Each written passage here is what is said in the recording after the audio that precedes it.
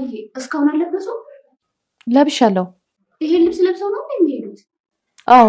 ምን ነው? የት እንደሚሄዱ ግን ያውቃሉ እማዬ? የኦዲት ቤተሰብ ምሳ ጠርተውኝ። እርሶ ግን የምሳ ግብዣ ሳይሆን ቤተክርስቲያን የሚሄዱ ነው የሚመስሉት። ምን ነው? አለባበሴ ላይ ችግር አይተሻል? እኔ አላየው። የኦዲት እናት ግን ያያሉ። ምን ያያለው? ሴትዮዋን አያውቋትም እንዴ እማዬ? እንኳንም ተንሰጥተዋት ይቅርና እንዲሁም አቃቂር አውጪ ናቸው። ከዓለም ትመቀላለች እማዬ። ለምን አንድ ማንኪያ ብቻ? ለምን ሁለት ሰተናት ቶሎ እናሰናብታት? እማዬ አሁን አንቺ እኔ ልጅ ነሽ? ምን አጠፋው እማዬ? እንዴት ነው ባል ልትገያት የምታስቢው? ማን ነው የምፈልገው? ውሃን የሚያስልቅ መጠጥ ነው እማዬ። ሞትን ይቆርጡለታል። አዎ እንዴ ውሃ ጠማኝ ስትይ ነበር። ትንሽን ይቆርጥልሻል። ምን የዛሬን ብቻ? ይህንን ከጠጡ ከዛሬ ጀምሮ አይጠማት። የህይወት ውሃ ነው ማለት ነው።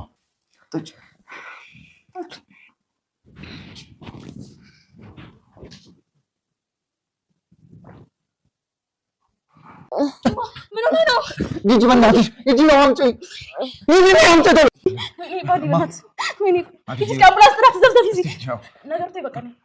ወይኔ እናቴ ለምን ያው ሕክምና ጋር በሕክምና ስተሰው ይገድሉ የለ ፈራሁኝ። ልጄን አያት መሳት። አንቺና እናትሽ ምንድን ነው ያደረጋችሁት? እናቴን ምንድን ነው ያደረጋችሁት? ምንድን ነው ያደረግሽው? የኔ ንጉስ አትበኝ፣ የኔ ንጉስ አትበኝ። ደሜን አታፊው። ምንድን ነው ያልሻት? ምንድን ነው ያደረጋችኋት? ካሜራውን አስቀምጫ። አዎ። እና ዮዲትን ስትሳደብ ቀረሻት? ምን መሳደብ ብቻ፣ አጋንንት ነበር አብሯት ሲያወራ የነበረው። የእናት ግፍ ድራማ ክፍል 15 እዚህ ምድር ላይ ያለውን እውነታ የምናይበት እጅግ በጣም አጓጊና ልብ አንጠልጣይ እንዲሁም አሳዛኝ። እናት የልጃቸው ሚስት ቤተክርስቲያን አርፍደው ቅዳሴ ሲያልቅ ወደ ቤታቸው ሲመለሱ ለምን መጣች ትላቸዋለች። ቅዳሴ አለቀ ይላሉ። ለምን ታዲያ ወዳላለቀበት ቦታ አትሄጂም? እሳቸው ለምን ይላሉ። በቃ እንዳይሽ አልፈልግም።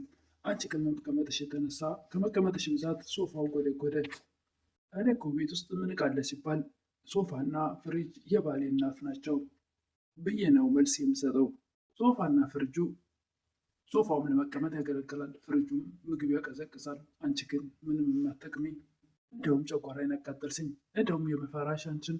እኔ ወደ ውስጥ ያለው ልጅ አንቺን በተደጋጋሚ በማየቴ መርዝ ሆነሽ ልጅ እንዳታስወጥብኝ በማለት ሴትዮዋን እጅግ በጣም ልባቸውን ተሰብረዋለች፣ ታሳዝናቸዋለች። ከዚህ በፊትም እጅግ ብዙ በጣም አስፈሪ የሆኑ ሰቆቃን በሷ በልጃቸው ሚስት አሳልፈዋል።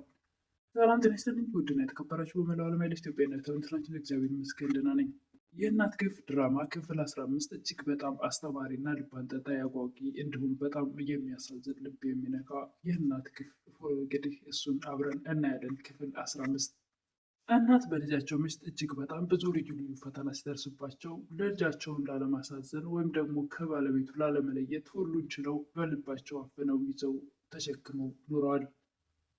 እስካሁን ብዙ ግፍ ስትናገራቸውም ስታሳዝናቸውም ዝም ብለው ያሳለፉት እናት አሁን ከመቀበትሽ ብዛት የአክሱም ሐውልት ሆነሻል። እሱስ ደግሞ እየተጎበኘ ብዙ ነገር ይጠቅማል። አንቺ ምንም የማትጠቅሚ ድንጋይ ነሽ በማለት እጅግ በጣም ልባቸውን ሁልጊዜም የሚሰብር አሳዛኝ ነገር ትናገራቸዋለች። እናትም እስካሁን ምንም ነገር ተንፍሰው የሚያውቁትን አሁን ላይ እንደው ልጅ እንደው አንድ ጥያቄ ልጠይቅሽ፣ ይህን ሁሉ ማንቋሸሽ ከየት ነው የምታመጪው? እንዴት ነው የሚመጣልሽ? እኔስ ምን አጥፍቼ ምን በድዬሽ ይሆን ይላሉ። አንቺን የመሰለች ድንጋይ እዚህ ቤት ውስጥ ተቀምጣ እንዴት ነው የሁሉ ነገር የማይመጣልኝ? አይመጣልኝ ብለሽ ታስቢያለሽ? ለምን ትጨክኝብኛለሽ? ምን አድርጌ ምን አጥፍቼ ነው ይላሉ እናት። እሷም ለምን እንደው ባላቅም ሳይሽ ታስጠይኛለሽ። ሰይጣን ጸበል ሳይ እንደሚጮህ ሁሉ እኔም አንቺን ሳይ ጮህ ጮህ ይለኛል ትላለች የልጅ ሚስት። እናትም እና እኔ ጸበል አንቺ ሰይጣን ሆነን ማለት ነው ይላሉ ተንፍሰው የማያውቁት እናት። አሁን ላይ ግን እባክሽ በቤቴ ካሁን በኋላ ምንም እንድትይኝ አልፈልግም እያሏት ነበር።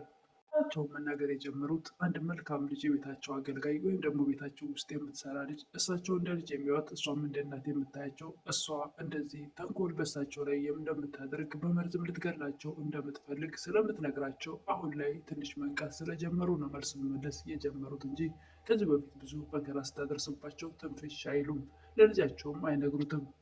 እናት ብዙ ስቃይ እያሳለፉ ለልጃቸው የማይነግሩት ትዳሩን ላለማበላሸት ነበር፣ ወይም ደግሞ በልጃቸው ትዳር ውስጥ ጣልቃ ላለመግባት።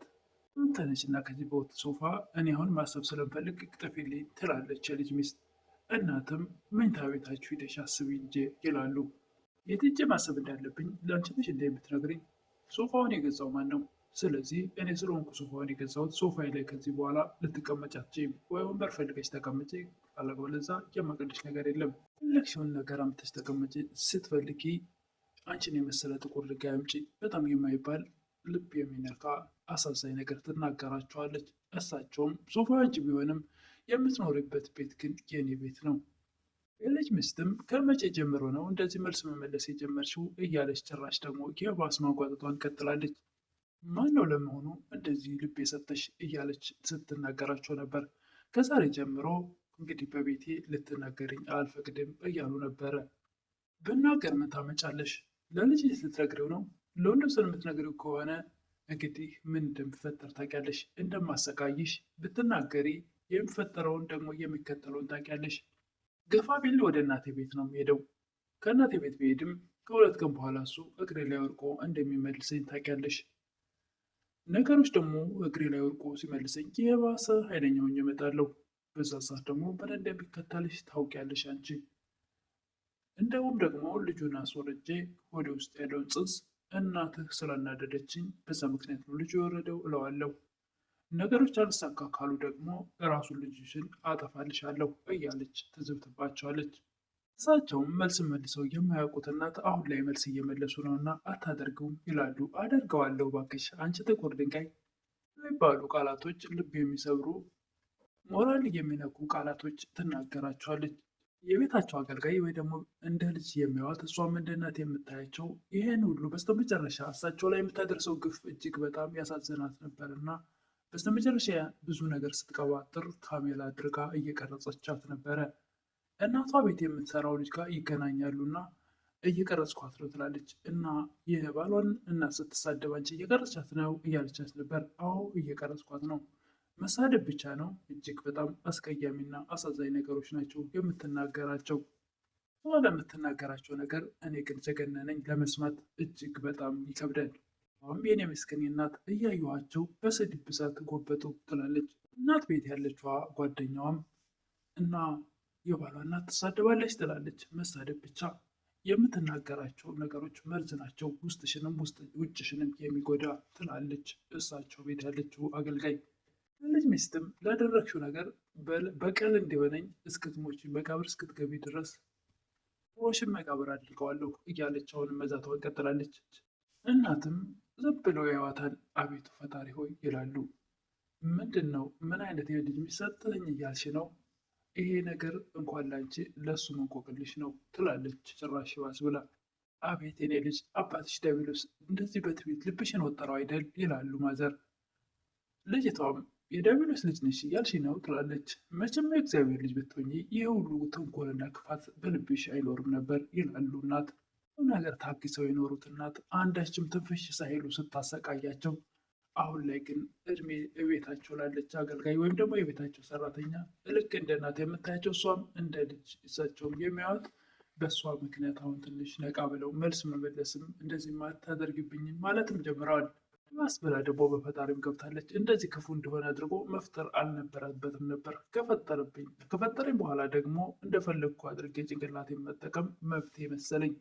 ጥፋቱ የኔ ሳይሆን የእሱ ነው እንደዚህ አድርጎ ስለፈጠረኝ እያለች ጭራሽ ደግሞ በፈጣሪ ስራም ትገባለች። እጅ ልጅ እናትም ኧረ ተይ ልጄ ወልደሽ አልጨረስሽም፣ ገና ነፍሰ ጡር ነሽ፣ ግን እንደዚህ ፈጣሪ ላይ ባትዘባበች ጥሩ አይመስልሽም ይላሉ። እና ሊያጠፋኝ ነው ትላለች። ባያጠፋሽም ለልጅሽም ጥሩ አይደለም ይላሉ። ለእኔና ለልጄ ካሰብሽ ከፊቴ ጥፊልኝ ትላለች። እሺ የት ልሂድ ይላሉ እናት። ላይ ደግሞ ከስራው ስመጣ ባሌም ከመጣ በኋላ እዚህ ቤት አይደለም እዚህ ሰፈር ባላይሽ ደስ ይለኛል ትላለች ልጅ ሚስት። ታሽም ሁሉ ነው ያስጠላኝ፣ እባክሽን ሽቶ ተቀበዩ ትላለች። በስተመጨረሻም ልጃቸው የነቃ ይመስላል። ከብዙ ስቃይ በኋላ እናቴን ምንድን ነው ያደረጋችኋት? አንቺና ያቺ ጨካኝ እናትሽ እያለ እያስጨነቃት ነበረ።